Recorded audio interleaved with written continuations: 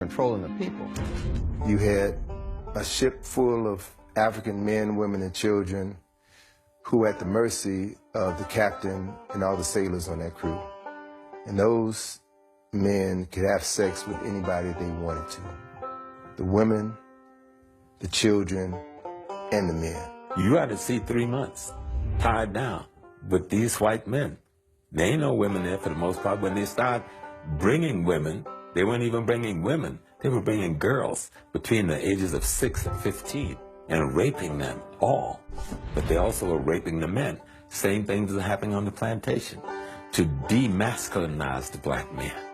Control the slave population is to rape a father in front of his sons, or to take the biggest, baddest black man on the plantation and do something horrible to him to completely humiliate and emasculate him so that people won't respect him anymore.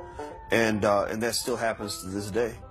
In the Caribbean, they had seasoning plantations, which were plantations used to break the slaves. And one plantation or one place that had a lot of seasoning plantations was Jamaica.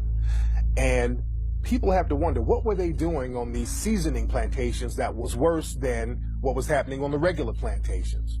Well, one thing that they were doing on these plantations, especially in Jamaica, they were doing a process called buck breaking, where the white supremacist slave owner or the white supremacist overseer would literally rape black men in front of the whole black population in order to break his spirit, in order to break him down as a man, in order to show dominance against him, in order to show the rest of the black population that this is not your leader. I just made your leader submit to me sexually.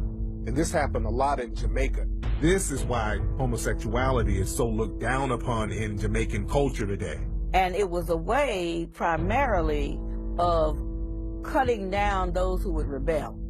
In other words, it was a matter of power and control and domination. And they would call it buck busting, but it was really butt busting. Slavery continued until 1865 for about 2 generations, right?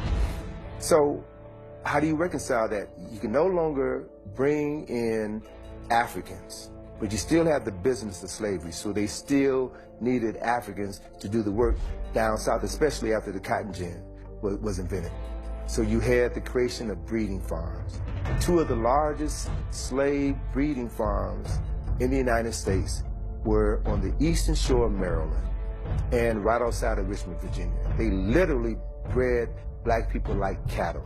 They would have a strong black man have sex with a healthy black woman. That woman could be his mother, his sister, his aunt, his cousin. It didn't matter, because the end product was produce a child that I can sell, bodies that I can sell and ship down to Mississippi, Alabama, Georgia, South Carolina, North Carolina. It was a business.